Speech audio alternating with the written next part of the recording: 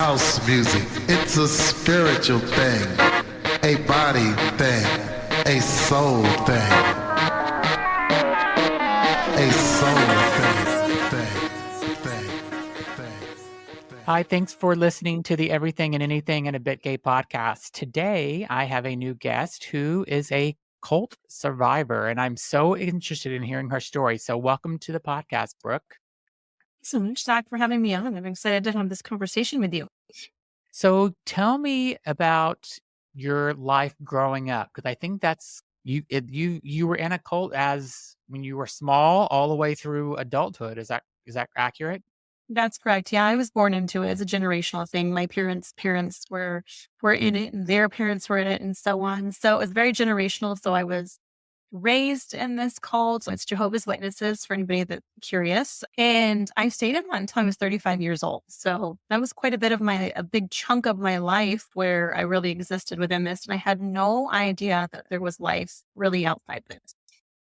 And so what so tell me about when you did your parents force you to go to is it a church or do they call it something else?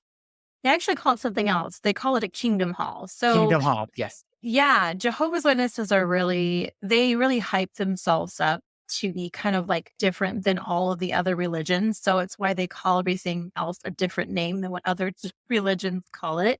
And so, yes, did my parents force me? Yes, it wasn't so much force as it was, we know this is what we're doing. This is mandatory to be a part of this family is you're going to serve this God and you're going to listen and obey to the rules. And it was a very like authoritarian type of space, right? It was authoritarian in the religion and it was authoritarian at home. My father was very much, controlling and had that approach of that authoritarian where it was like, you do as I say, or, it's my way or the highway type of Mhm. experience. And did you have brothers and sisters? Yes. I did. I had a younger brother. He's actually 11 years younger than me. So we really grew up very much apart because by the time he was born, I was already a teenager almost. And so we had very short period of time together. So he had a very different experience of being in the cult than I did. And is he still part of it or did he actually get out of it as well? So he left actually sooner than I did, not because he found out that it was not true or that it was false. It didn't resonate for him and he wanted to live a life more of freedom.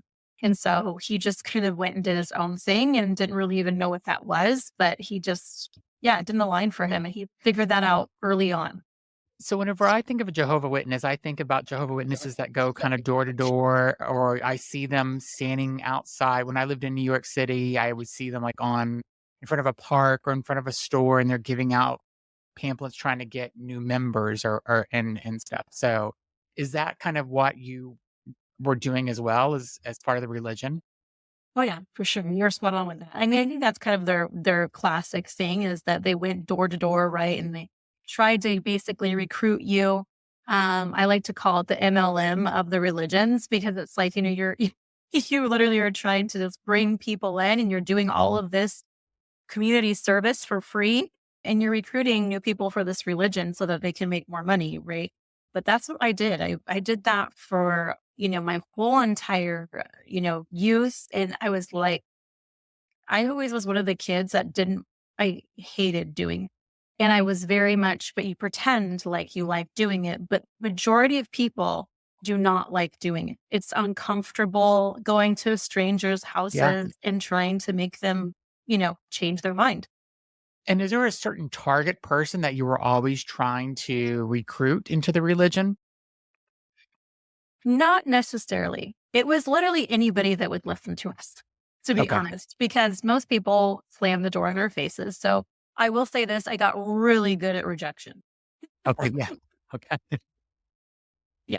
Yeah, because I mean, I think that whenever Jehovah Witnesses come to my door many times, and I mean, I think one time I got caught up and maybe spent 3 minutes, and I just like said, "I listen, this isn't for me," and I just kind of closed the door, you know. And so that must have happened to you, what, 95% of the time?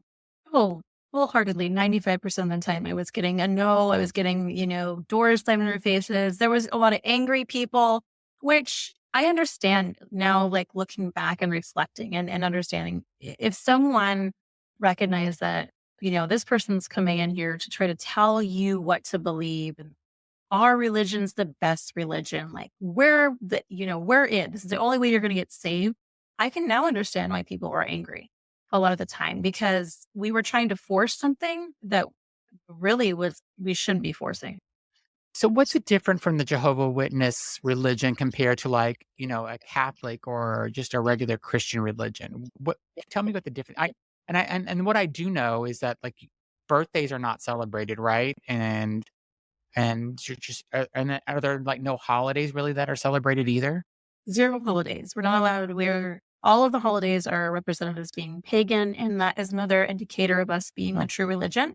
Is that we do not succumb to everything else that everybody else is celebrating. So they're different in the fact that, a lot of Christian religions don't necessarily shun, right? If their child leaves or whatnot, it doesn't mean that they all of a sudden say, I can't be around this child anymore. They're evil. But Jehovah's Witnesses, it's the opposite, right? If you leave the religion and you have a different belief system than them, they shun you, they abandon you. So when you do choose to leave, like you already know going into it that like you're going to have some severe loss. Like Mhm. for myself, when I chose to leave, I lost my family that was still in the religion, right? And then I lost the whole entire community that I had really based my life on. So my best friends, people that I have been friends with since I was a child, I lost these friends. So you don't realize like how conditional the love is in this community. And it really is because it's like the minute you say, I don't think I believe this way, you're Mhm. out. You're gone. You no longer belong. And what type of abuse did you kind of receive though from your family or from people from the religion itself? Like were you abused at all? So yes, that would have been by my father. My father was more of the controlling kind of narcissistic presence. So he was more of the person that had a lot of anger, right? And if I didn't comply or listen to him, that's when I saw the anger. And so the minute that I kind of started to have a voice, Mhm. and kind And of how speak old up, were you when you had the voice for the first time? my voice really came out when I was 15 years old, and I was Mhm. just tired of being. The religion is super strict, and my family was very strict because my dad wanted to present that we were a perfect family, like in in this religion, that we were a perfect family, period. And so the minute that I, didn't comply to those standards and I tried to like just have my own expression or be just a normal teenager, that wasn't okay for him. So that's when kind of the anger came out. And I started to have this voice because I wanted to do my own thing. I wanted to be my own person. And I just Yeah. couldn't do that in this religion. I couldn't do this in this family. And so we were butting heads a lot. And what type of abuse did you experience with him? Just was it, you know, and was it just your father or was your mother also abusive? So my mother wasn't abusive. My mother was more of emotionally put off, disconnected from the world. I think that's kind of how she survived, which often happens in those type of submissive relationships. My father, on the other hand, was, at times could be physical. He was verbal. It was always like a psychological type of abuse, right? And also really demeaning, and belittling and constantly trying to take away my autonomy. Mm. And so I think that was the struggle with those pieces. And it was very much the same in the religion. So I always tell people like when you're in these type of cult like systems that want to kind of control and manipulate you, Mm. it is literally like being in an abusive relationship because that's what's happening. So the abuse that's going on in these type of cult like systems are basically trying to control what you wear, what you think, what you eat, what you feel, what you read, right? Like what you watch. They're trying to control because this is the way they keep you in, right? If they have control over you, great, then you're not going to leave. They use that by doing it with fear. The same as an abusive relationship. What does abuser do? They use fear to make you afraid to leave them. So it's the same in this cult like system. They use the fear to keep you trapped because we were told from a very young age if we didn't serve God and we didn't get his approval, that when Armageddon came and God came to destroy the wicked people, that we would die as well. We would not make it into paradise. We would never see our family again. We would just cease to exist, basically. So this fear was inside of me since I was a very, very, very little girl. Okay. And it's wild. Yeah, I'll let you, I'm sure you have like lots No, of no. questions. I think this is exactly what I'm looking for. Yeah. I mean, is this and did your brother feel this way? Did he feel the fear as well? Oh, yeah, he definitely felt the fear. We all did because when you're really brainwashed from a young age as well, I mean, you ultimately believe it. If your parents believe it, you feel like, oh, this must be true. This must be reality and what exists. And so you don't really question it, and they don't want you to question it. They don't want you to learn how to critically think. They don't want you to think for yourself. They want you to just be a follower. And that's exactly what I was doing. And like, did you go to a normal school though? And did you have friends that were not in the Jehovah Witness? So I did go to a normal school. I was allowed to like be acquaintances with people at school, but I was not allowed to be friends with them. So I would get invites to friends' houses or all of these things, but I wasn't allowed to go because we called them worldly. So quote unquote, they were worldly. They were not part of Jehovah's Witnesses. So thus they were bad association. We couldn't hang out with them. That meant they were the part of the people that were going to get destroyed. And I see. And Mhm. so whenever you said your father was physically abusive, did that last your entire childhood? No, thankfully not. It was just when he was angry and couldn't control his anger. That was when I would see that side of him. It was kind of Okay. like Jekyll and Hyde. Like he was this actually really big teddy bear and, charming, sweet man. And then he would turn into the other version of him, which was angry, uncontrollable rage. And, you had to fear him. Wow. And and what was your mother when your father was abusive to you? What was she doing? Was she just because he was the main she was subservient to him? Was she just basically let him do whatever he needs to do? Basically, yeah. My mom would always try to stand up to him. But, again, there was that piece where she was always put in her place. Often I would witness that many, many times as Mhm. as a young girl. And I always thought and we're really taught in the religion as well that men are better, right? They're higher than us. We're supposed to be subservient to them. We look up to them. And we're just their like helper. We're nothing more. Yeah. We're not their equal. And if you And wanted and just being married, if you wanted to marry someone, would they only allow you to marry somebody that is in your religion? that's correct. Yeah. So if you went outside of that, it wasn't approved. There was a lot of a lot of disappointments. Often, sometimes there would be what we call disfellowshipping, which means that we actually basically it's a slap on the wrist to somebody, but it's shunning that person and saying basically this person has done wrong. This person is no longer, abiding by Jehovah's rules or the witnesses' rules, and we have to punish them. And so it was really like a punishment. That happened to myself when I was 16 years old because I decided to have sex before marriage. So I got And they found disfellowshipped. out. Yes, they found out, and I had to come and confess in front of three elders or three men. And, they wanted all the details, all of the details. And, it was for a 16-year-old girl that's just kind of blossoming into her self and, losing her virginity and all of these other components. It was really terrifying. And I still there was so much trauma there. I had to have so much therapy for that, even that one instance of having to answer these questions, these detailed questions, having to let them know exactly what happened. And were they asking you this because they were getting off on it? I'm not certain. I have no idea. I think they use this to say that they're going to pray to God and see if I am repentant and if I can be forgiven. I wasn't. Supposedly I wasn't repentant. They prayed to God. God said I wasn't. And so I got disfellowshipped for a whole entire year. I was shunned and nobody could talk to me. I couldn't talk to my friends. I could go to the church, the so-called church, and walk in there and sit and listen to the talk of the Mhm. day. but no one could talk to me. I was basically outcast for that year until they allowed me to come back, if that makes sense. And what about like, kids at 16, 17 or experimenting with drinking or going to dances and going to parties? Is any of that allowed at all? No, that would be grounds again for punishment, some type of punishment, disfellowshipping, something, whatever they end up doing. But yeah, there is no room for error. There's only room for the perfect good behavior that is exactly what is needed to be, a follower of God.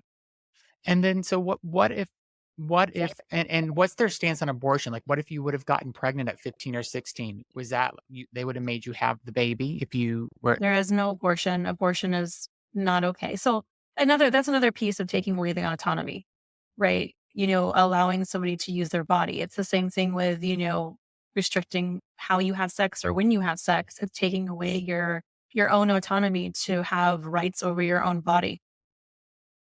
okay.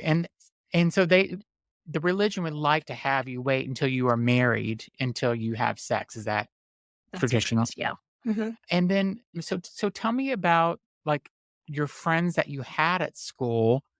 Like what was their reaction whenever they had at sleepovers and they're like, come and sleep over or let's go, I don't know, do whatever kids do on the weekends. Like you're like, you just like, I can't, I'm not allowed to, or they just gave up and stopped asking you after a while. I did. I had to keep, denying them. And eventually they kind of just got it. I eventually just said, I'm not allowed to hang out with anybody, but the people are my religion. And a lot of kids didn't really understand, but, I kind of grew up as the outcast and the person that didn't belong because when you don't celebrate holidays as a young person too, like when all the people are like doing Christmas activities or Halloween activities, I had to go sit in the library. So I had to be the oddball. Oh, you weren't even allowed to participate at school when everybody else was doing it? No, I was not allowed to participate. I wasn't allowed to participate in even doing saluting the flag because we kept separate from government. So I wasn't allowed to do any of those things that the other kids did. So I always felt like the odd one. And how do you think this compares to other religions, like the Mormon religion, which I think is a little bit cultish myself? Oh, And how do you think this compares to these other kind of cultish religions? I mean, I actually think most religions feel like a cult to me, to be honest, at this point. So, I know. I would probably agree with that as well. I've actually talked to a lot of Mormons, coming out from the other side of this. I was curious. I was really curious in how other people believed and what that looks like. A lot of Mormons that left the Mormon religion are like, oh, hands down, it's a cult. It's very similar, right? It's like having these certain controlling aspects or ways to like basically kind of grip control and make people think a certain type of way is a cult, right? mhm. It's not letting people actually, you're listening to one person or a set of men that has said, oh, I'm the only person that has a direct connection to God. And so you have to listen to what I say, which if we thought about that big picture, we would say that sounds crazy, but when you're bored into it, you think, oh, I guess that makes sense. I guess only he can talk to those five dudes or whatever. Yeah, Right? yeah. Yeah. And so, what about today? Do you have any association with any religion today after experiencing this? So I do not. I have done a lot of deep dives on religion. And, I think what I resonate with most is kind of seeing that every religion has tiny little aspects of truth in them, if that makes Hmm. sense, of good, if you will.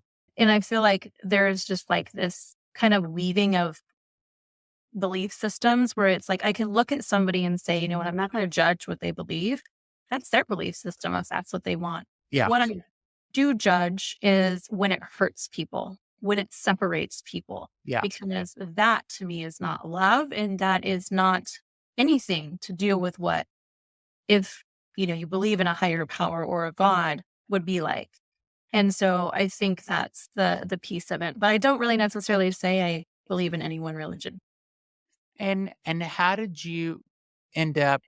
You said when you were 35, you ended up like leaving the religion. How did you like? What finally at 35 made you say I'm out? And how did you do it? Actually, at the time, it was my husband, my then And husband. he was Jehovah Witness. He was Jehovah's Witness. He was raised in it as well. And he actually found a bunch of videos on and articles on the child abuse sex cases that were being tried, not only in Australia, but other parts of the country. And it was, parts of the main people are called the governing body of over this religion. And they were lying on the stand. And I didn't necessarily believe him at first, but the more I started to watch these things and listen to all of these people's stories, I started to kind of question everything because I was like, well, if this is a religion that's supposed to be the true religion and God's chosen people, this doesn't add up. This doesn't make sense. And so Yeah. that kind of gave me this really deep dive to go and find the backstory. And man, did I go down a rabbit hole and realize so much, of the lies that I had been told since I was young. And that's And really is there a lot of sexual abuse that happens in this religion? Yes, there is. Okay. There is a lot. And what happened is it was covered up. Of course, they wouldn't want this in the media. They don't want this to be shown because they're supposed to be the true religion. Like, why would the true religion have child sex abuse cases, right? Yeah. Because a lot of it was the elders that were in the kingdom hall. So these are supposed to be appointed men of God that are doing these things. And that's why whenever you said that they made you tell your story of losing your virginity in detail, that's why I feel like it was a little off because For sure. that's why I said, were they getting off on it? Because making you tell this, I mean, it seems like it's, kind of it seems sick to me. Well, it is, it is definitely not normal. And I think, even now there's still these cases that are happening and popping up and you can listen to any of them on YouTube or you can find the articles. They're really all over the place. It's Do just you not think that the Jehovah Witness are going to have like how the Catholic Church has had such, such a, you, there's been so much PR and stuff around all the bad things that have happened from sexual abuse in the Catholic Church. Do you think something like that's going to come out about the Jehovah Witnesses as well eventually? I think so. There's been quite a few documentaries, but since it's such a small sect, I think they only have like 8 million followers. Okay. It's not going to be as big in publicity as like, Catholicism. But at the same time, I feel like it is starting to become more mainstream and people are starting to really see these things. And now it's like people can't hide anymore. Like social media is everywhere. Like, Yeah. you really are going to find these things out. And that's why I feel like a lot of them the Jehovah's Witnesses are losing a lot of their followers because the younger crowd, obviously, they have TikTok, they have Instagram, they have all these things where they have just a mainstream of information. And that's going to like pique their interest and they're going to get curious and learn probably earlier on. And do you think kids now or just people overall are moving away from religion compared to, whenever, I was growing up, there was no internet and stuff. And so you had TV and cable was hardly even around. I hate to age myself, but there wasn't all this information flowing and stuff. And now I feel like people can make their own choice more about religion and there's more information out there. And what is your thought? Do you think that people are moving away from religion as kids or as young adults?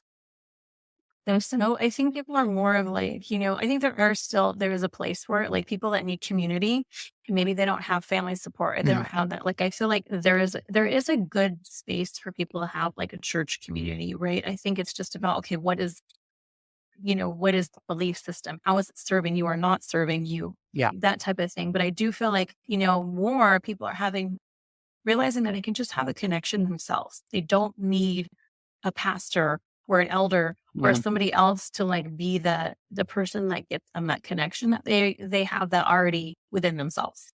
Yeah. And where are you at with your family today? So I'm estranged from my family because like we talked about, once you leave, you really get abandoned and rejected for the community. And so I don't actually have any contact with the family that is in the religion still. And so do you think your mother is curious at all about what you're doing or what your life is like at all? Yeah. For sure. I think my mother definitely is. She does. We have every once in a while, I get a text message, from her, like every maybe couple of years. But it's like, so there is a space where I think she misses the relationship. We did have used to have a very close relationship, and I miss her every day. But she knows that her religion says she can't be around me because I'm very outspoken, as you can tell, as what I've been talking about in this podcast, right? That I don't, I am outspoken about it. I'm not going to keep this information inside. I feel like everybody should know this information so that they can make the choice themselves. And so, and what about your brother? Are you in contact with him? Yes, we are in contact. Yeah, we still have a relationship because he's out as well. So Yeah. that's a good Oh, thing. oh. Yeah, we do have each other. And are you still married to the same person that you were at 35, who was a Jehovah Witness? Are you still together? No, actually, he passed in 2020 to addiction. Oh, I'm sorry. I'm sorry Mhm. about that. Okay.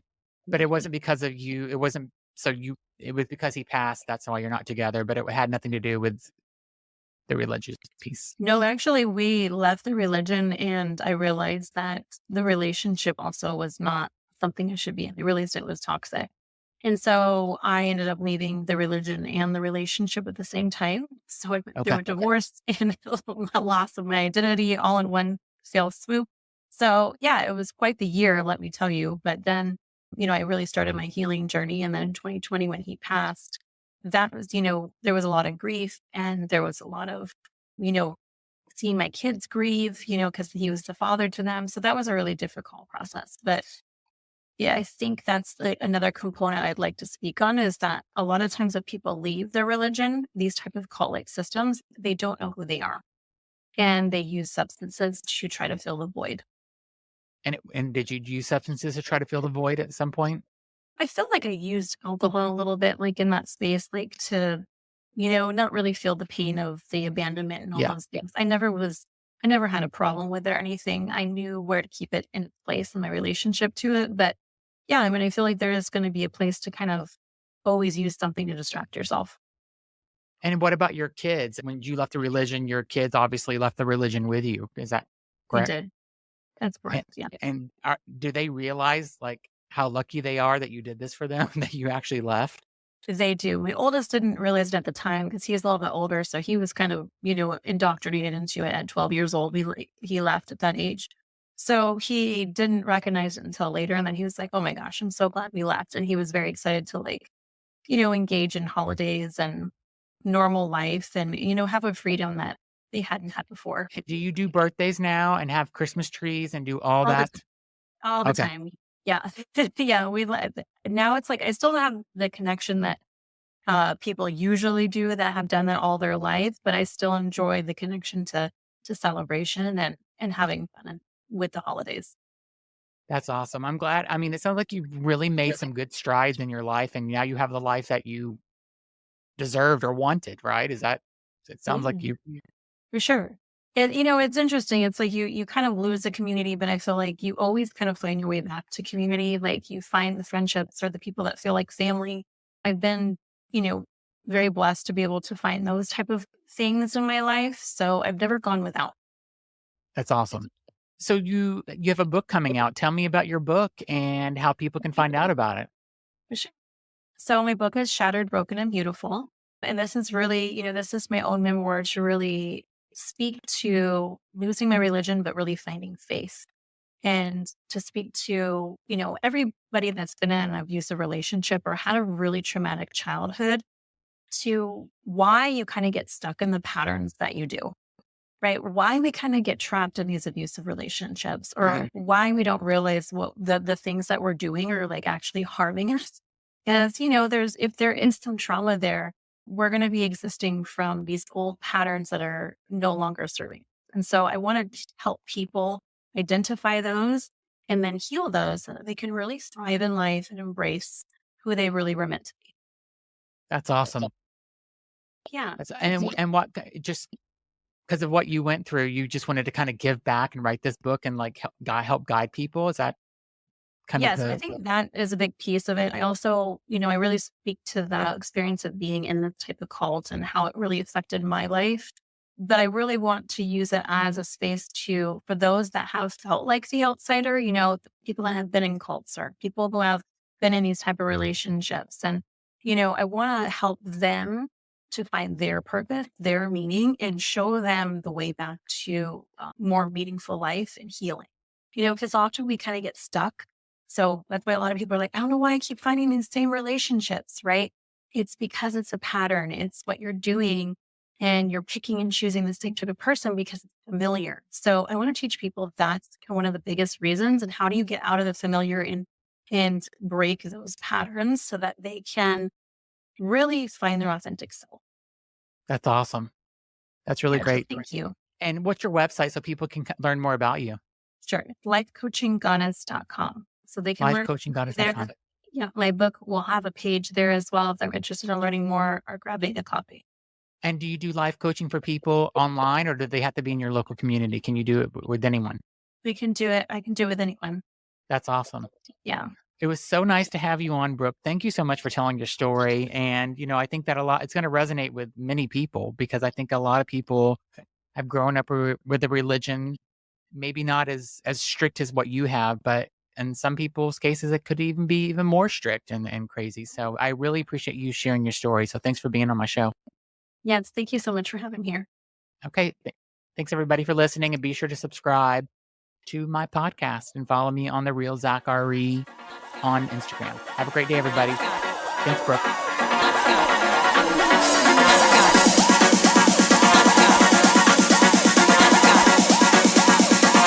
Get the fuck, let's go.